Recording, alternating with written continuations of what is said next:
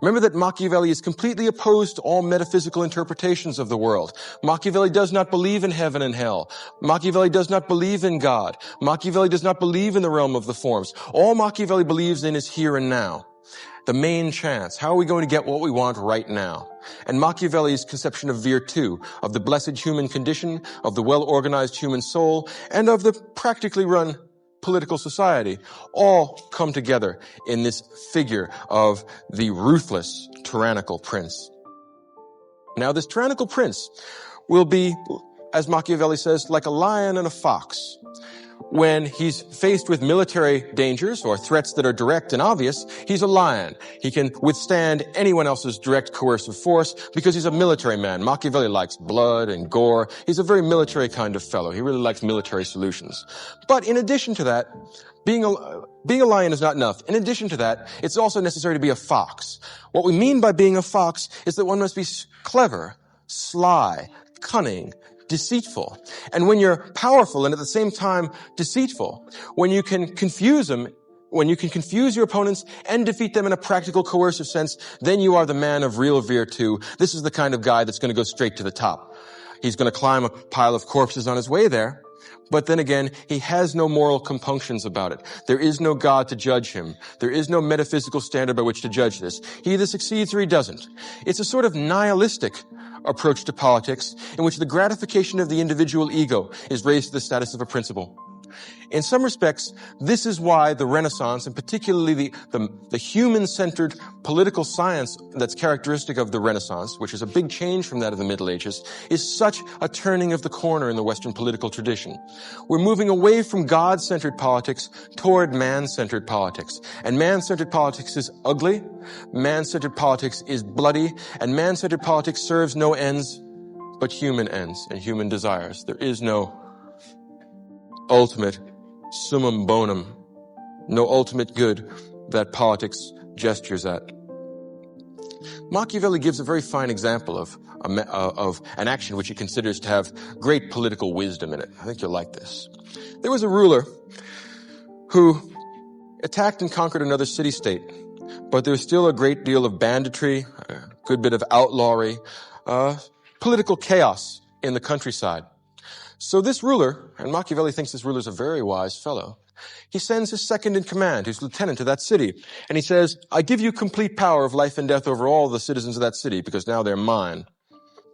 And I want you to go down there and lay down the law. I want you to ruthlessly exterminate all of my enemies. I want you to make the decrees I think appropriate, and whatever decrees you think are appropriate, make them all and lean on these people.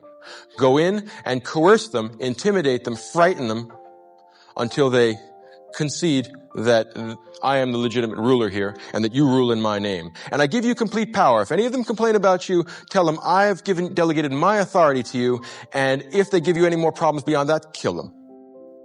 Now that's only half the story. There's more to it.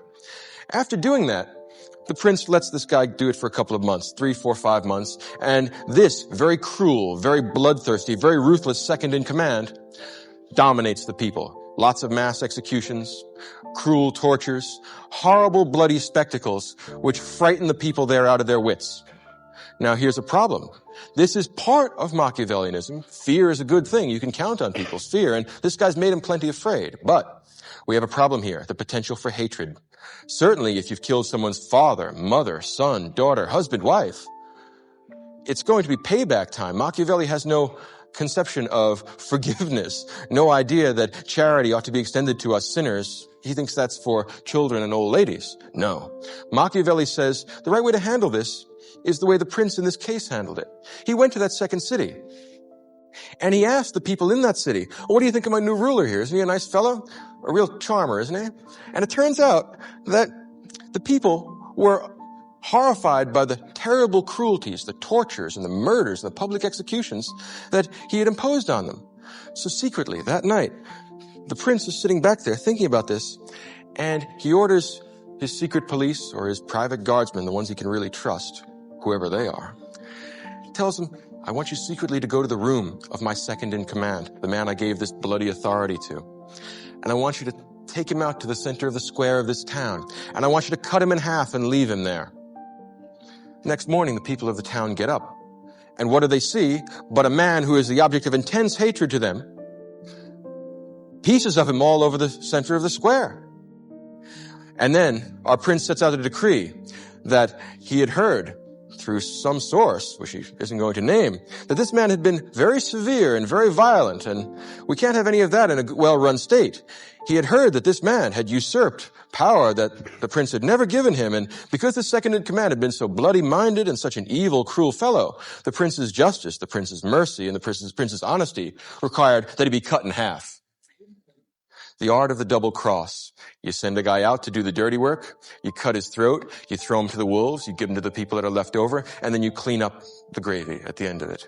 This is Machiavelli's conception of good politics. He specifies that particular example as an example of a man who really knows his way around political stuff. First you conquer a people that you have no right to, and then you send somebody out there to do extremely evil and unpleasant and violent things to them, and you lie to him and say that you do it with my blessing. And then you go to the people and you act like you're blameless so they won't hate you. And then you kill this guy, throw him to the wolves, and the people lap it up and say, what a nice fellow you are. Glad we got a prince like you. Much better than the guy we had here. We thought he was acting with your authority, but of course now we see that he wasn't. That's what the word Machiavellian means. 2, 3, 4 levels of meaning. All devoted to the same task. To the organization and acquisition of political power by any means necessary. This man is not careful about the means that he uses to achieve his ends. So Machiavelli writes his prince 90 pages in order that a practical politician can have this around for inspiration. And isn't it inspirational reading? Those of you who have looked at it before will find that, like it or not, it is in some respects inspirational reading simply because of the single-mindedness, the ruthless pursuit of practical political power. As a handbook for doing that, I think it has never been excelled. The difficulty, of course, with this is, as I said a little earlier, it prevents human beings from being social animals. Stop and think about it for a minute. Suppose you're a member of the Medici family. And suppose this guy, Machiavelli, writes the prince and dedicates it to you and tells you to beware of flatterers and beware of people that are trying to get in good with you because you can never trust them. They may stab you in the back. Suppose you were a political ruler and he wrote it to you. Would you hire him to work for you? What would happen if you had him on your staff? First of all, your staff is going to start disappearing, right? Unforeseen accidents. They're all going to start, as he moves up the ladder of command. Bad things happen to good people. All kinds of stuff could happen here. And then, it may well be that some horrible misfortune may occur while you're out riding, while you happen to be asleep, while you happen to have your back turned. In other words, he is here so he can usurp your position. Why, oh why, if you had any brains at all, would you choose to have him on your staff? There is no man who is less appropriate to the staff of a politician than Machiavelli. And yet in some respects, there is a lure. He does show you a horrible worldly wisdom, which maybe you want on your own side rather than on your opponent's side. But if he's on your side, well, I guess he really can't be on your side. I guess he's always on his own side, which is part of the problem. Machiavelli is not a team player. If you were a ruler, you would never in your right mind have him work for you. Turn it around. Suppose a ruler is foolish enough to bring a Machiavellian in. The Machiavellian kills him, makes it look like someone else did it. He takes over the throne. A person would have to be crazy to work for Machiavelli as opposed to have him work in addition to having him work for you. In other words, suppose he were to become the prince or the king. What's he going to do with you when you become his number 2 or number 3 or number 4 man? You are expendable. Everyone is expendable to the Machiavellian.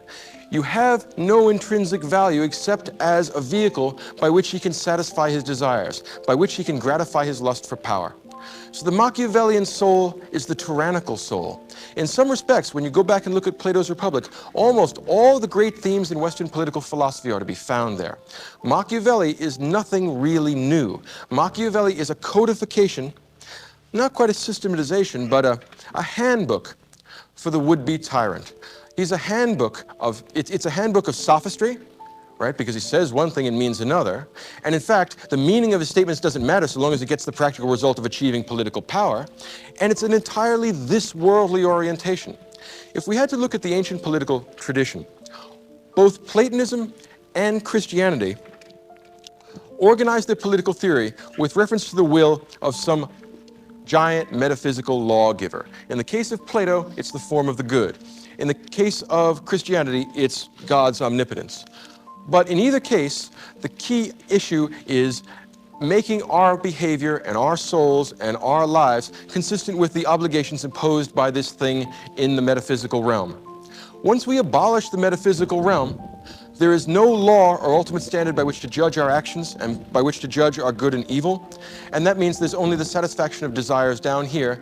And this leads straight to the sophist political position, that political power is an end in itself, that the satisfactions of people's desires is an end in themselves, and the real true state of human felicity is having profound, vehement, extraordinarily forceful emotions, passions, and then satisfying them. And the continuous satisfaction of vehement passions is what Machiavelli and the sophists and all of this cynical political tradition, cynical not in the literal sense, but in the broad general sense, this cynical political tradition enjoins us to. So all of you who are would-be rulers, this is the book for you. The difficulty is that it tells us all, or perhaps not all of us, but all of us who have the nerve not to succumb to metaphysics, who are willing to break free of the mold of mere morality, it tells us how to become chiefs and no longer Indians. And of course, if we were all to follow that, there'd be all chiefs and no Indians. But Machiavelli is under no illusions about everybody having the capacity to do this. It's only the extraordinary individual, like himself, or like Caesar Borgia, or like a handful of the other great tyrants in history, that have really shown us what human beings are capable of. In some respect, Machiavelli is similar to Plato in that both Plato and Machiavelli are trying to show us something buried deep in the marrow of the human soul. At the very center of it, Plato thinks there's an eternal goodness, a final spark of the divine soul, which allows us to get some access to the mind of God and to the understanding of ultimate truth and wisdom. Machiavelli believes that at the core of the human soul, in the marrow of the psyche, there is a beast, an untamed animal, which wants only the satisfaction of its desires. In some respects, this is a very prescient theory because it anticipates many of the views that will later be held by Sigmund Freud. Underneath our superego, underneath this veil of civility, this veneer of righteousness, in fact, we are animals exclusively concerned with the satisfaction of our physical desires. We are beasts with a very, very thin shell of rational morality. Machiavelli suggests that we should become on the outside what we are on the inside, except in such cases when it's inconvenient. If it's convenient to look pious, gentle, kind, and good, well, that's just fine. The important thing is not to be gentle, kind, and good. The important thing is to be ruthless and rapacious and treacherous. If you are familiar with the play King Lear, the Edmund and Edgar characters, particularly the bastard son, I think it's Edmund, gives a wonderful speech in which he talks about legitimacy, in which he talks about the order of political right and the circumstances of inheritance and social status. And when he says in the beginning of that soliloquy, "Thou, nature, art my goddess, and to thy law my services are bound," that prayer was about the only prayer that Machiavelli could say with a straight face. Nature, red in fang and claw, is the goddess to whom his services are bound. Nature, which is the fundamental reality. We are human, physical things. Remember where that's where the word nature comes from the Greek word physis, right? So we are physical beings. We are not spirits in a material world. We are rapacious bits of meat that do whatever we can to take advantage of each other, except when we're deluding ourselves with things like morals, religion, kindness, gentleness, milk of human virtue, that sort of thing. But apart from delusions like that, and silly poetry appropriate for the feeble, the weak, the Christians in life, there's only blood, gore, power, the intoxication of not only surviving but conquering. We might say that Machiavelli's conception of virtù harks back not to the Socratic conception of virtue, but to the conception of virtue characteristic of Homer in the Iliad and the Odyssey. It's the lying, treacherous virtue of Odysseus. It's the powerful, lion-like virtues of Achilles.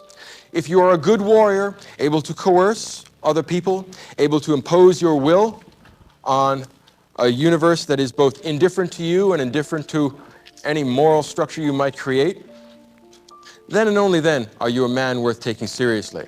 He enjoins us to go back to the earlier, pre-Socratic, pre-Christian virtues. We hear the drums of a primitive heroism in this book.